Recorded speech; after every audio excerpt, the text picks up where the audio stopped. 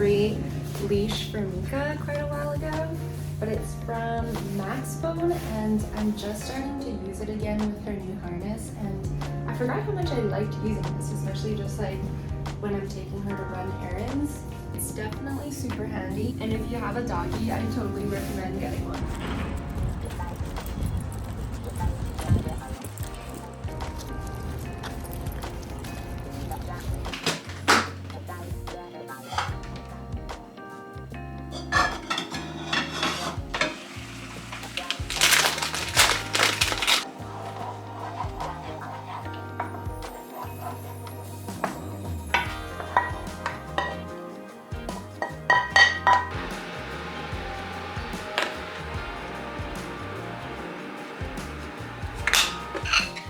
A little bit of oatmeal.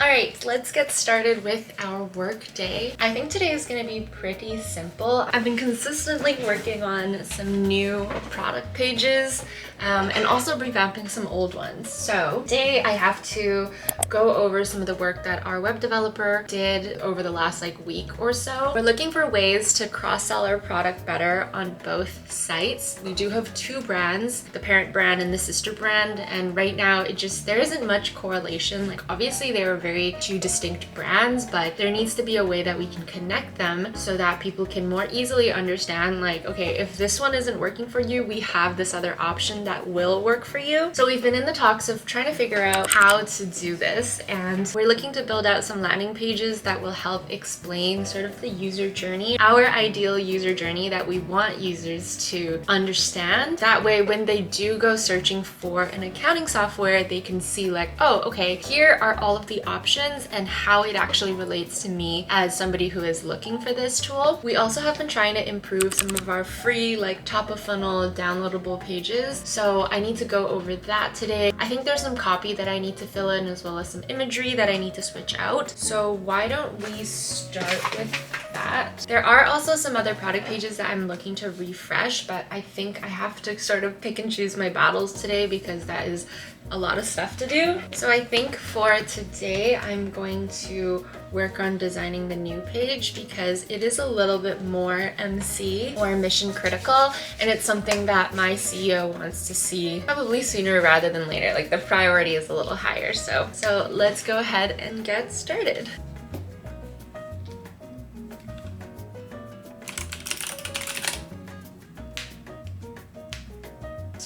Freezing. Okay, I've got my first and I think only call today. Going well. How are you?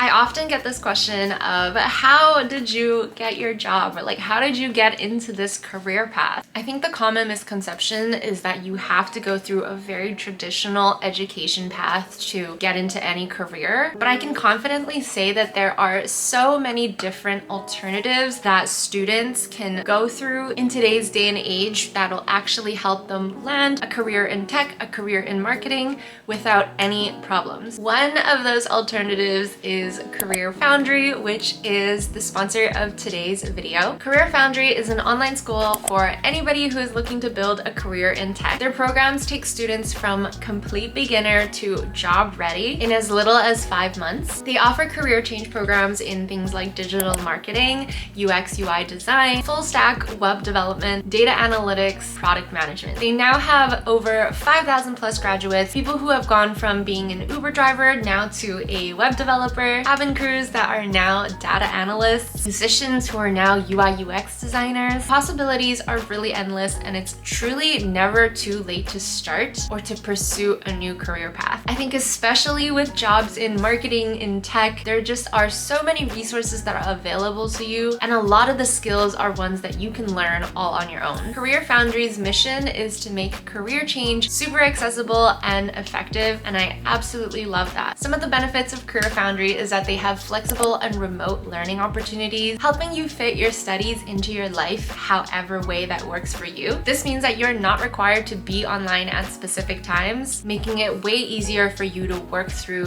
this course. In their digital marketing course, they also have a dual mentorship program, meaning that students get paired off with not one, but 2 different mentors throughout their program. These mentors are typically experts in the field, and they'll actually conduct a video review, which you can then use these finalized pieces as a part of your portfolio. You can also book one-on-one calls with your mentor throughout the program, which is going to be so helpful if you have any questions. Beyond just the regular digital marketing course materials, they're actually going to prepare you for your job as well. But you're going to receive personalized career coaching with Career Foundry, which I think is key, and it's designed to help students learn all the aspects that come with finding a job. And the best part is you will come out of your course with a job-ready portfolio. I think this is the most important part because this is what you're going to get to show your future employers what you've learned and how you can apply it. It doesn't matter how many years of schooling you go through if you can't show that you can actually apply your knowledge in a real-world situation. Career Foundry's programs also have a job guarantee, so if you don't find a job within 6 months of graduating,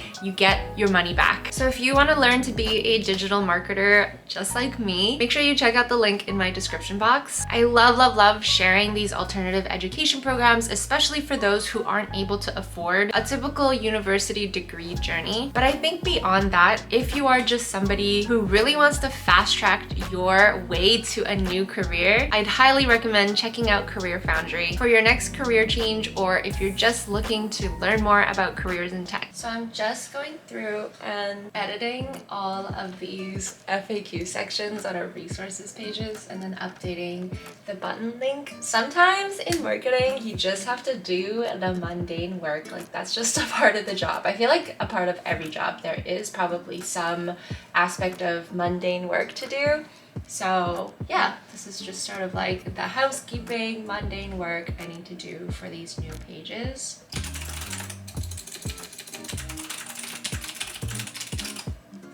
All right, I think I fixed all of these FAQ sections and buttons. So there was something on the page that I needed to change that I couldn't. So I sent that back over to our web developer to get fixed. Also, so if you remember before when I talked about implementing or like setting up GA4 for our company, we have been in the process of setting up more events for GA4 using Google Tag Manager, but we just found out that within GA4 it only allows you to connect one Firebase project. And what a Firebase project, from my understanding, is when you are using Google Analytics to track your app insights or your app data, it actually connects through a Firebase, and then that Firebase feeds the data into your Google Analytics dashboard. It would work the same with GA4, where you would connect your Firebase project to your Google Analytics so that your app data feeds through to your GA4 property.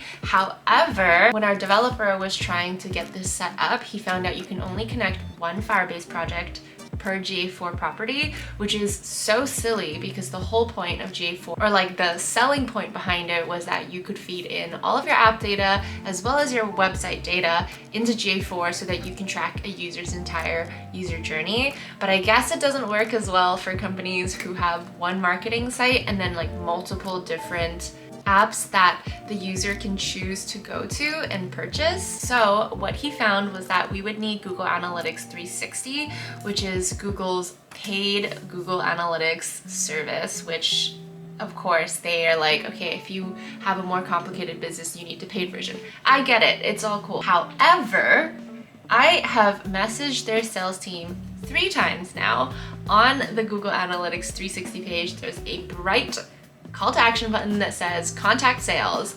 So I've contacted sales through that form 3 times now over like the last 3 weeks, and they have not gotten back to me. I'm just so shocked. Like, seriously, not a single email in this inbox is from Google Analytics. Maybe spam. am, but I doubt it. Yeah, I'm just super shocked about this. So anyways, I think I do need to do a little bit more research into Google Analytics 360 and just see if I can find like the pricing online or something, because this is starting to get ridiculous and I need to figure out a solution ASAP. I'm just so confused about this user flow. Like, Google, get your shit together and figure this out. I'm getting pretty hungry. It's about 11:30 now, so we are going to make some lunch. And by make some lunch, I really just mean heat up some leftovers. Also though, my fridge situation is looking a little bit wild, so we need to do some cleaning at some point. But here's my risotto. Yum. I wish that you could smell this. It smells absolutely amazing.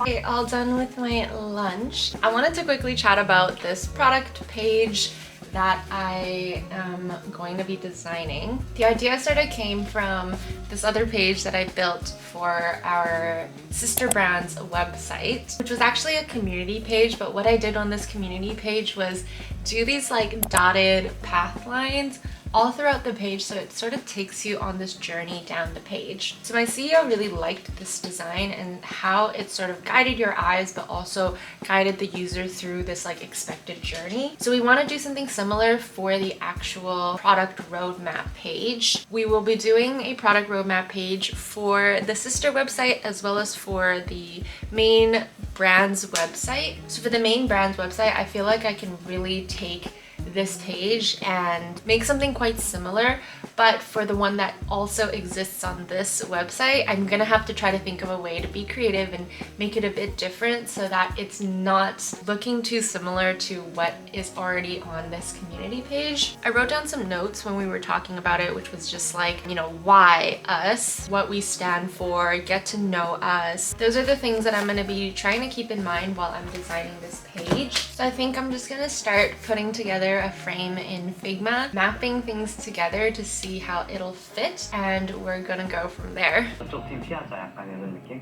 쉽진 않아 보였어. 솔직히 좀 강해 보였어. 솔직히 잘할 것 같아 보였어. 팀은.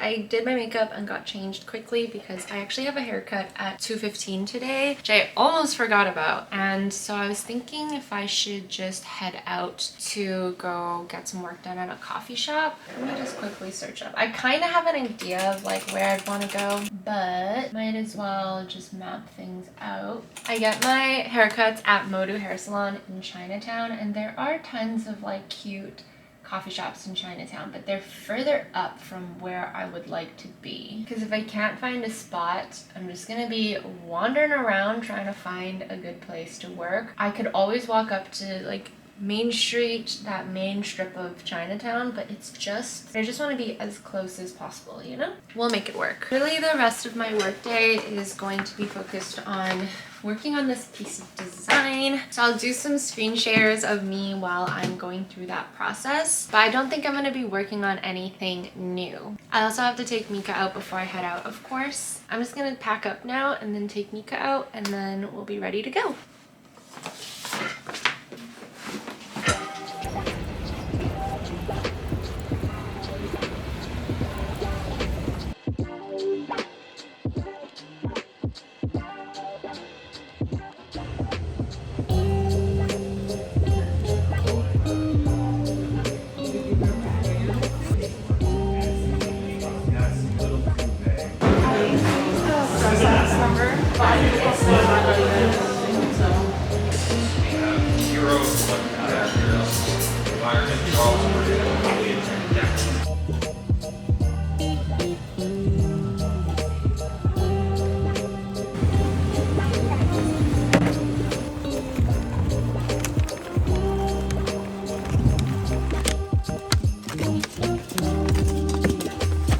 Every time I go get a haircut, I get reminded of the fucking talent that is this woman. I go to Modu Hair Salon, and every single time I've gotten a haircut there with Mia, I leave and I vlog and I'm like, guys, She's the fucking best. But if you like a nice layered, dynamic, movable, or like that sort of Korean style where it's just very bouncy and like light and lovely, if you like this kind of hair, Mia from Modu Hair Salon, she is the shit. Okay, she's the shit. There are honestly not many hairdressers that I've been to in the past where they actually just, I leave feeling like a fucking goddess.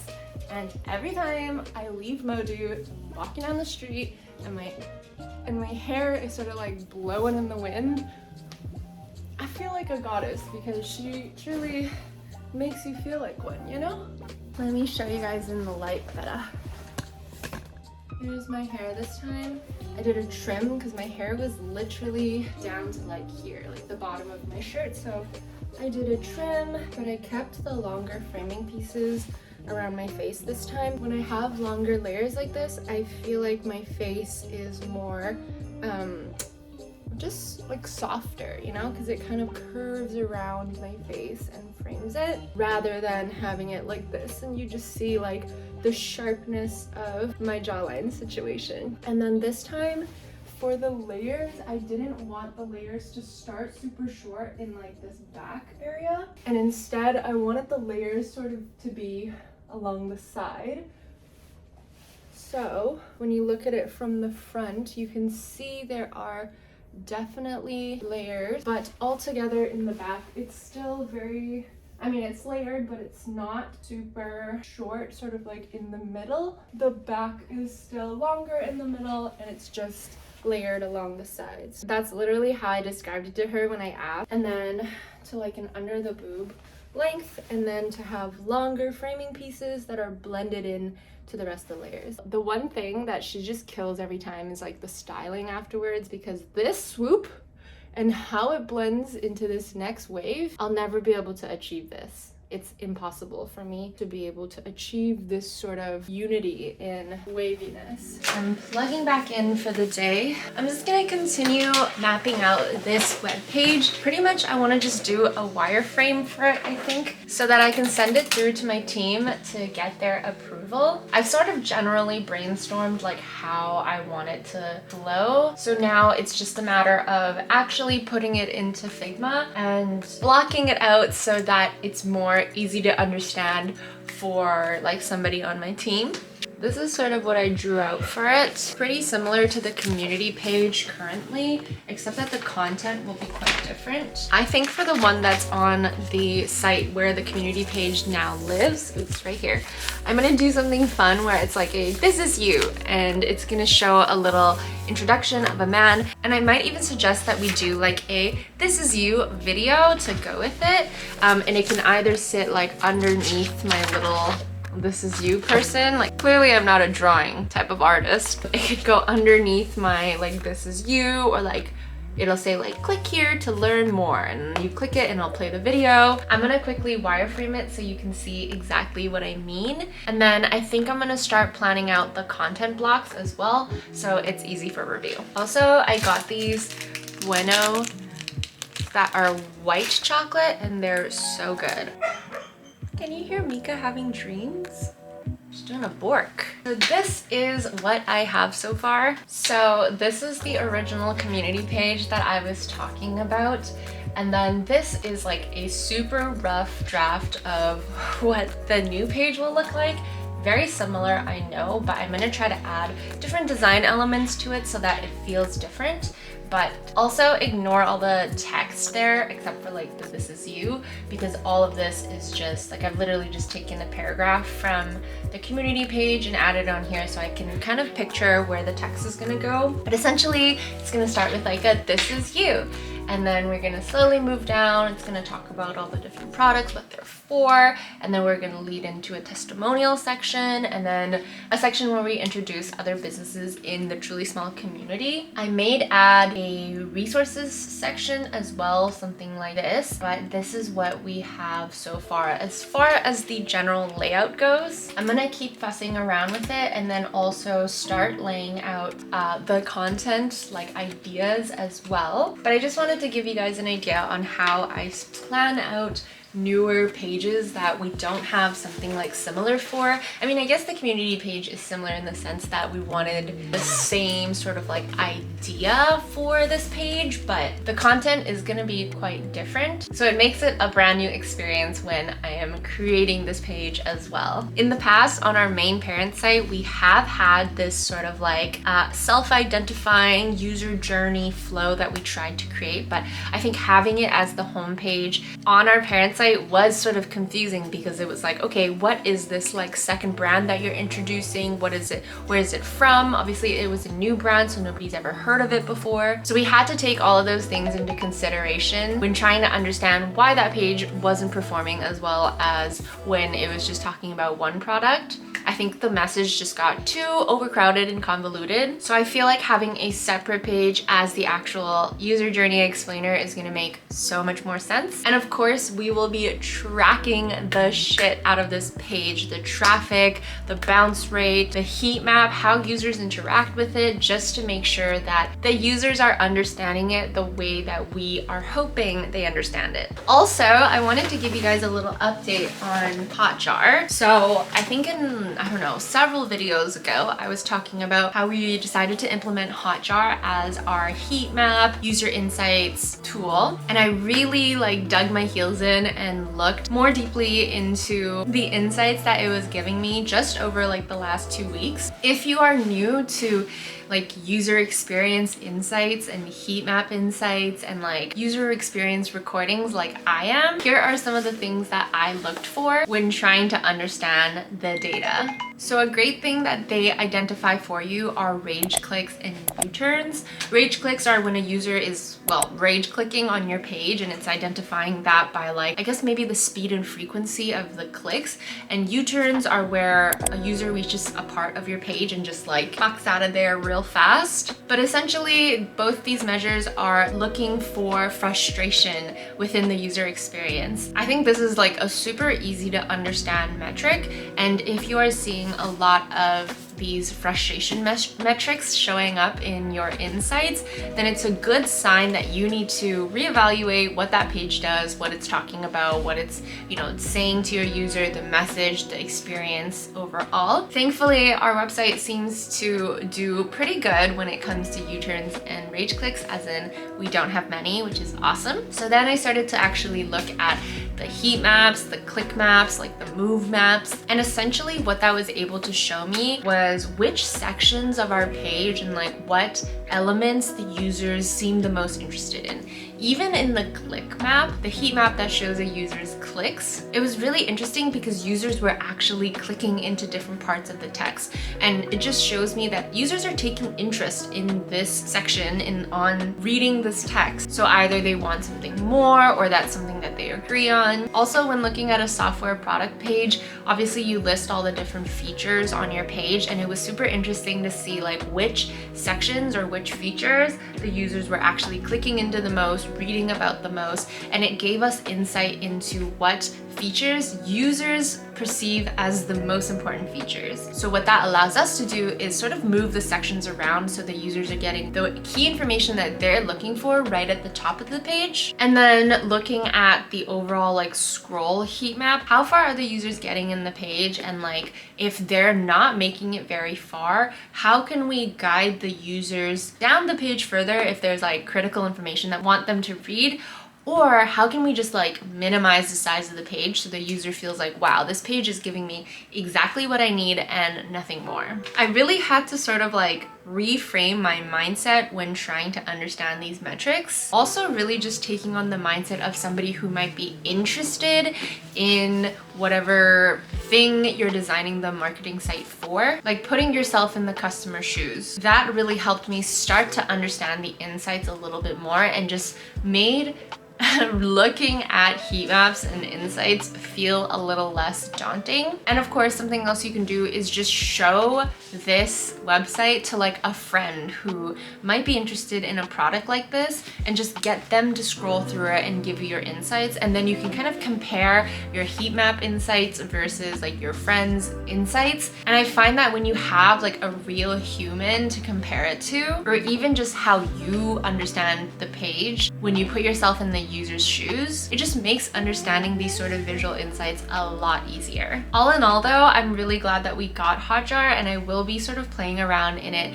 more and more and figuring out how I can continue to incrementally improve our website. And of course, I will be sharing that entire journey with you. Before I sign off and hop off the computer for the day, I wanted to quickly breeze through the Career Foundry dashboard and just show you what it looks like when you sign up for a course. So I'm currently enrolled in the digital marketing course, and when you first sign in, it asks you these questions like, are you looking to start a new career or are you looking to upskill? So for me, I'm looking to upskill. What's your current employment status? How relevant is your current career to the course? Have you taken an online course before? And voila, here's the curriculum structures. All right, here we go. So this is the digital marketing program. There's an intro to digital marketing and then the actual digital marketing immersion. And then I do also have access to the UI design program as well. Absolutely obsessed. I'm actually really excited to go through these courses and see what I'm able to gain from them to upskill in my career. As I mentioned earlier, I've been working in marketing for I think like over 5-6 years now, maybe longer, 6 or 7 years now. But I still feel imposter syndrome sometimes when I'm brought onto a new project or working on responsibilities that are new to me. So I think because these courses are so applicable to my own career, I would 10 out of 10 take them if it means making me feel more prepared and more secure in my job currently. I also fully believe that we are meant to be lifelong learners, and that continuously growing our skill set and ability is actually such an awesome, stimulating thing for me, and it's something that I love, especially when it's taking courses that I want to take and that I want to learn more about instead of just sort of boring curriculum at school that you're forced to take that have nothing to do with your career. So if you are interested in learning more about Career Foundry or giving it a try, make sure to check out the link in my description.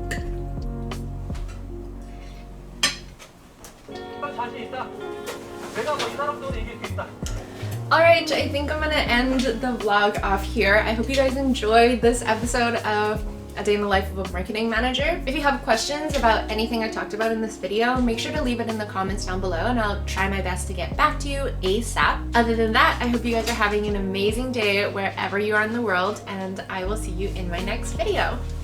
Bye!